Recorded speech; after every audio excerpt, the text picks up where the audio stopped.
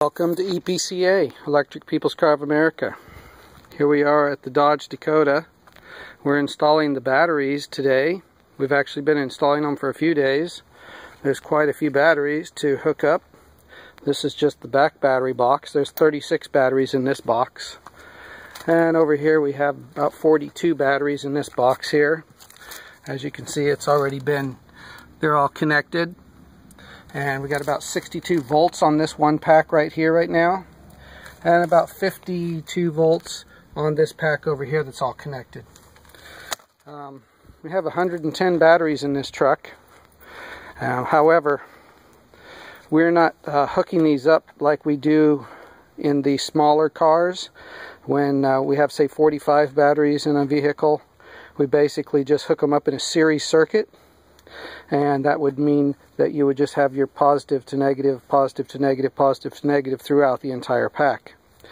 In this particular system, we're doing what is called a series parallel circuit. So it's a combination of a series and parallel circuit. And as you can see here, we have these first 4 batteries connected for you to see how we do it. Basically, we have 2 positives, and then a bridge, and then 2 negatives. So what that does is that doubles your ampacity. These have 100 amp hour capacity on each cell, so that'll give us a 200 amp hour capacity. It'll still be at the same voltage at a 3.5 volts, but it'll be 200 amp hour capacity. So as you can see, we go basically around the perimeter. Now when we get to certain locations like here, we have to have a bridge that goes between here and here. And as you can see, I've got one here. Basically, these I had to manufacture. We had to fabricate these ourselves because they're shorter. The connection is shorter and the factory connectors are too long to get in there. So we fabricated those. And when we do these connections, we do them in a methodical manner. And we use a substance on here. It's made by Ideal. And basically this is called Nolox. It's an antioxidants compound, and what it does is it prevents corrosion. Anytime you have 2 different unlike metals, you need to use an antioxidant compound so that you can prevent corrosion.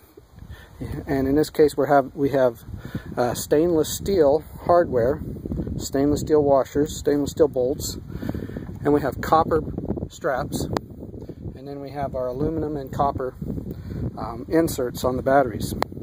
So as you can see here, we've coated the screw terminals with Nolox antioxidant, and we've coated the copper straps with Nolox antioxidant.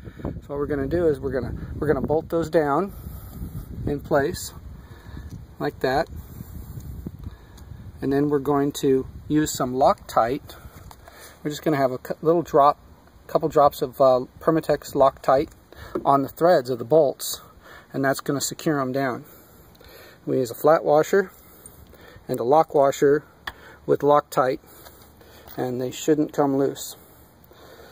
Although you want to always say after a few months you want to go back and you want to recheck all your connections. That's a good preventive maintenance procedure. So anyway, I wanted to show you the battery pack and how we're hooking them up and installing them. Again, this is called a series parallel circuit, and the purpose of it is to double the ampacity of the cells so that you have twice as much power with the same amount of voltage. So here we're going to have approximately 190 volts of power, but we'll have 200 amp hours. So this should give this truck quite a bit of power to push that 9-inch motor down the road. Okay, thank you for watching.